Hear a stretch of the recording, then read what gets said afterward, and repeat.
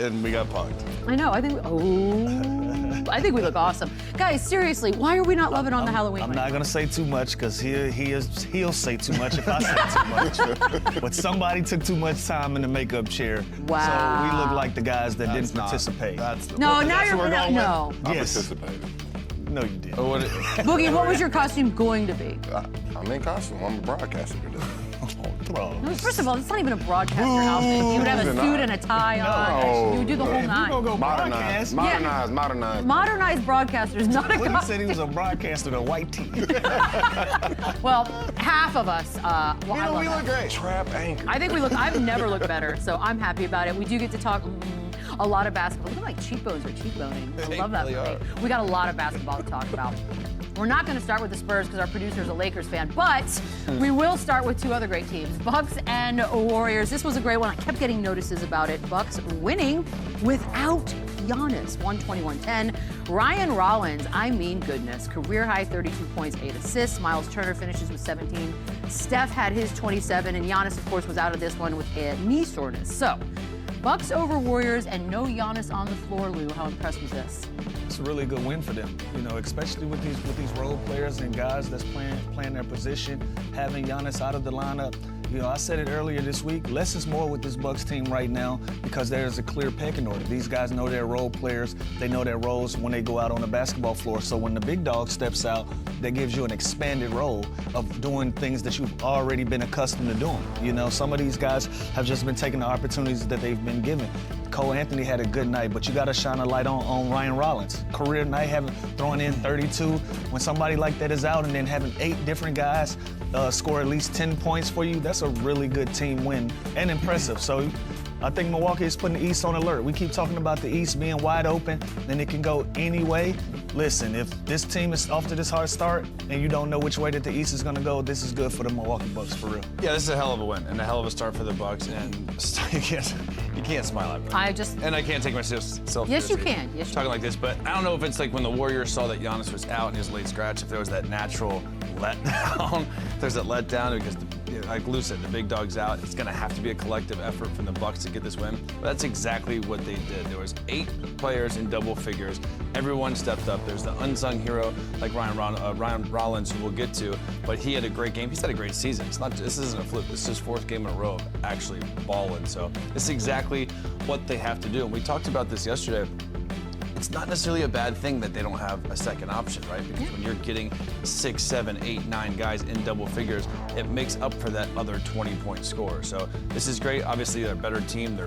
They need Giannis to kind of be one of those elite teams in the Eastern Conference. But this was a great, great experience for this team to have, and these guys that have bigger roles later down the series, in the season, where now their coach has trusted these guys, and it takes games like this. Couldn't agree more. Obviously, this game is a coach's dream.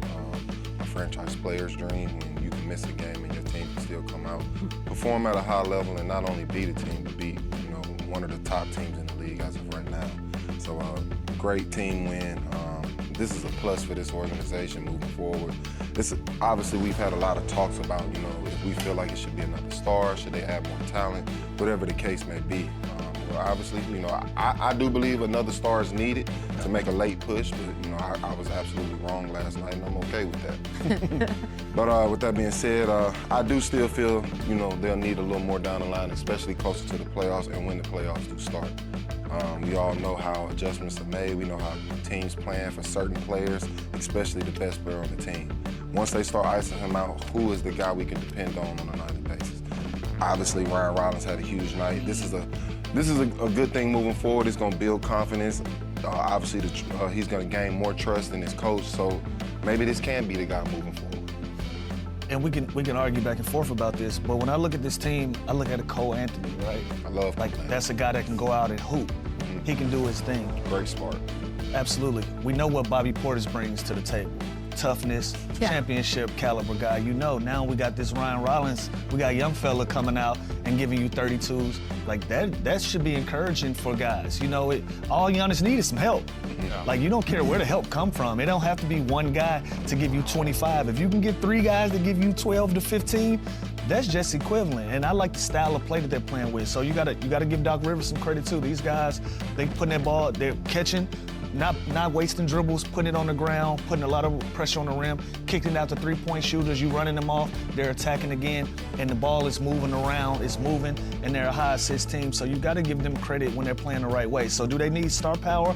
I don't think so. I think you just need guys to just buy into what you're trying to do, what you're trying to build. And if you got Giannis still motivated, I think that gives anybody a chance to win when you got Giannis and he wants to play at a high level and his teammates are right there with him on the same page. And I think Boogie mentioned Kevin Porter. He's not in the lineup yet. He is that other kind of ISO, break you down guy. So he's on the way.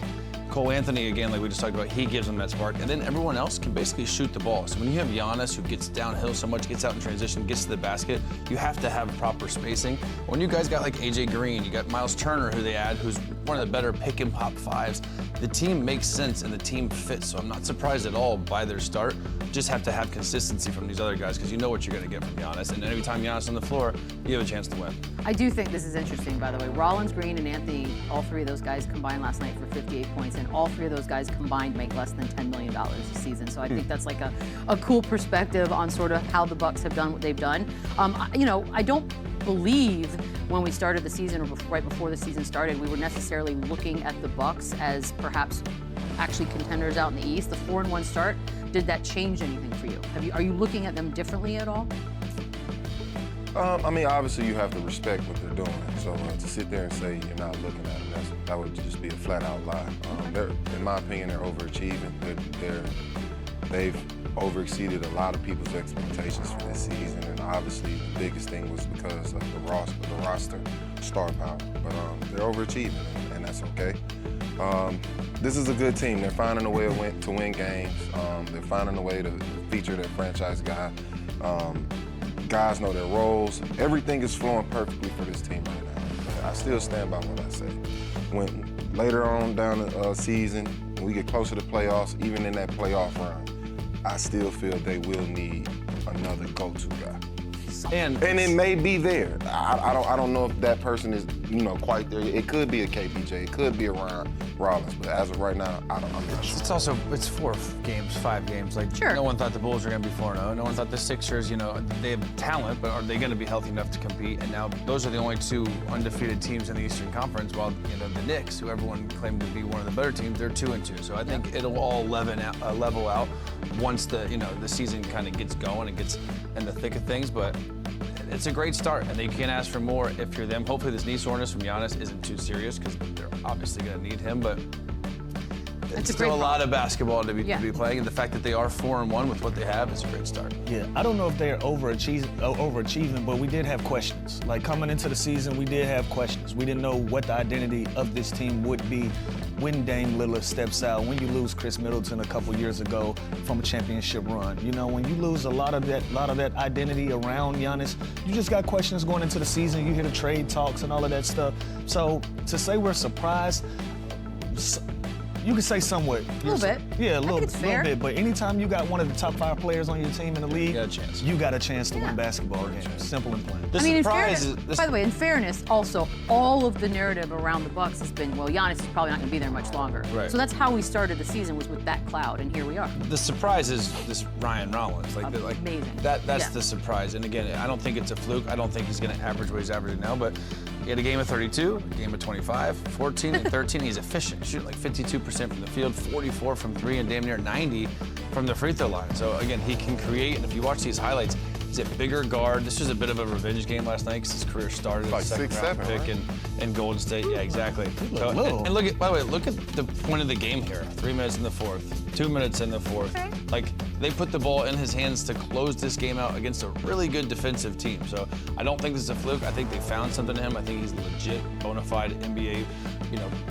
clearly he's starting now for them, but I think he's going to find a real role no matter what happens with their roster. He's a 20, 25 minute a night guy. So this is a great crazy start for him. turnaround. This is one of the greatest stories in the early part of the season. So Most improved, right here, right now, today. I'm not gonna be Debbie Downer, but my message to Ryan Rollins would be, hey bro, you in the scout report now. Oh, so for take sure. it'll get harder. Take it up a notch because defense are gonna start game planning for you.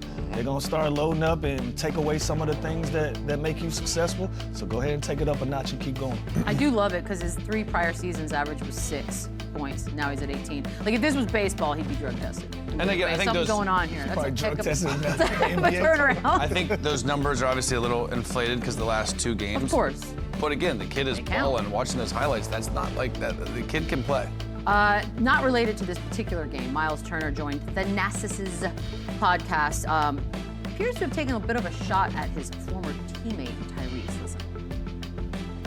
So he knows he's protected too. So he can go out there, talk shit, say whatever the hell he wants to do, and then, you know, he knows he has backup at the end of the day. Now, 100%. he's not gonna be talking the same shit if you're in the middle of the street or whatever the fuck. No. Like, That's what guys are doing in this league. So playing the part of troll and victim on the floor. That's nothing. That's clickbait. If you watch the entirety of the clip, he goes through a laundry list of things, of positive things to say about Tyrese and obviously their teammates. When you have a personal connection, a personal friendship with somebody, you can speak a little bit more candid about them. That's my dog, that's my homie. I can say some of these things that other people wouldn't say because I have that comfort in knowing that is our friendship. So this is clickbait to me. Good job of clipping that up, whatever, for that podcast. Yeah. I respect the work. It's smart. It went viral. It did its job. But the entirety of the clip, he gave a lot of praise to Ali. I watched this too, and Miles, I think, even put out a tweet being like, stop. Yeah. There's nothing here. He loved playing with Tyrese, and he's got a point. Like that, Tyrese does talk trash, but that's part of his game. That's part of the competition of on the court in those 48 minutes. So is he gonna do that in the street? Maybe not, but I don't it's not his. It's not your job. Yeah, like he's doing that as part of his game on the court. So this is nothing. Yeah, I couldn't agree more. Clickbait, but, you know, to defend what he's saying, to say that, you know, Tyrese is protected. Every NBA player is protected. So, especially if you're the best player on that you're team. the best player, you're protected. That's just how it goes. But yeah, that's not much to say about that. So. We have our first fitter brick of the season. Here we go. Halloween edition, because Giannis, of course, not playing, but Oh, Boogie, they hate us on this one. still loves Halloween. Giant minion. Giant. I like the spirit. I like the spirit, man. It looks hilarious. I like the silly. spirit. I would like to see what other superstars got dressed as well. So You two can't say nothing about Yeah, y'all don't even get All right, well, I talk chill about out. I'm literally dressed. No, you're not. Break. that backfired. No, you're not. By the way, I'm bummed that the Spurs aren't playing today, because remember Wemby last year did that crazy, whatever that was, tall man Oh thing yeah, with the that slender was man. perfect. Yeah. Yeah, we're not going to get Scarecrow that. looking thing. The most terrifying I've seen. But we did watch the Spurs play a little basketball last night. Oh, we just got one.